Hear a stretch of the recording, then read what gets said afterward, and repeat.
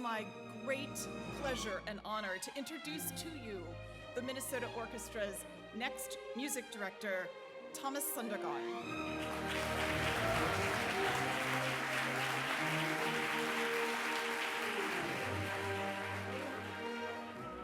You were married 2 weeks ago on July 16th to your longtime partner, Andreas Landon.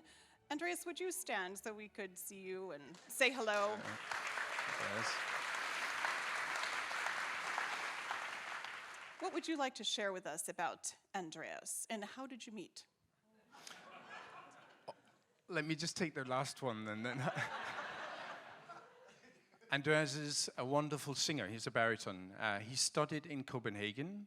We, in the Millennium concert at the old beautiful theater in Copenhagen, we had to do a wonderful concert, and he was one of the soloists there. And I thought the sound that came out of his mouth was, first of all, wonderful.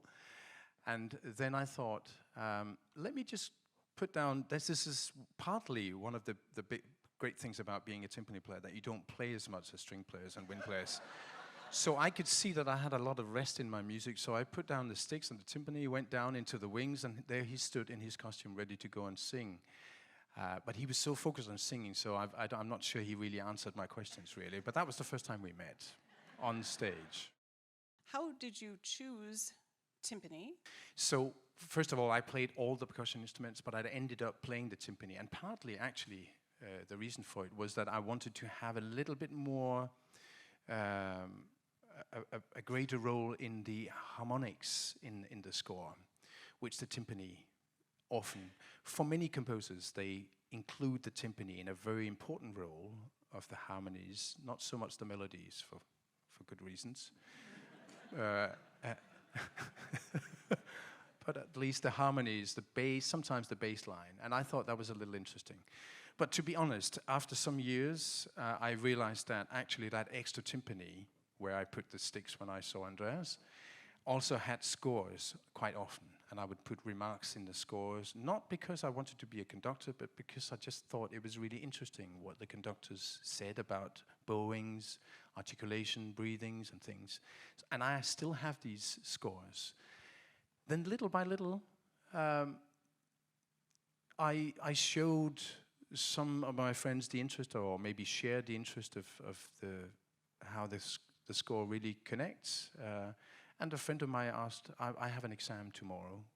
Could you look at the score overnight and conduct these 3 movements from Pierrot Lunaire, Schoenberg? And I immediately went to the library, copied the music, and sat up the whole night to learn these 3 movements. And then, just to make a very long story short, little by little, this spread that I was actually very good at leading musicians through a rehearsal period, making the process easier, which is actually also one of the key words that I think we as conductors should think far more about. We are there to make the process quicker for the orchestra. Yeah.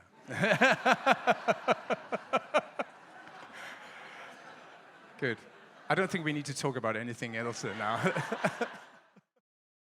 How would you approach the process of really creating an artistic vision here at the Minnesota Orchestra that you would carry forward with musicians? Again, as when I conduct, it's not to do with me only. I can come with loads of ideas, and I do have a lot of ideas, but I want to make sure I don't do anything wrong from the beginning. So it's it'll be a long dialogue of things, and I need to know the orchestra and the organization a little better before I throw in just things that I think can be different. Because so many things, both in Osmo's time and of course before that, it's a long journey for an orchestra.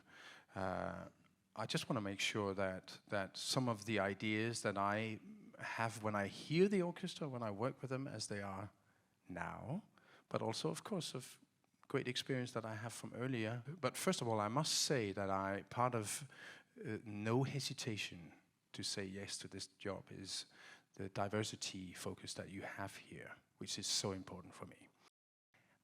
We need an orchestra that is interested in what whatever music that we're playing, and to find that sparkle. I know for myself when I sat in the orchestra, if we're doing pieces that either fits the conductor because he or she likes that piece, yeah, but we played it too much, or we're not sure that's our strength right now. So that's a dialogue. Let's look at what the orchestra is eager to play, what the audience may not have heard maybe for a while, and there we can find the joy of the moment in whatever space that we would perform.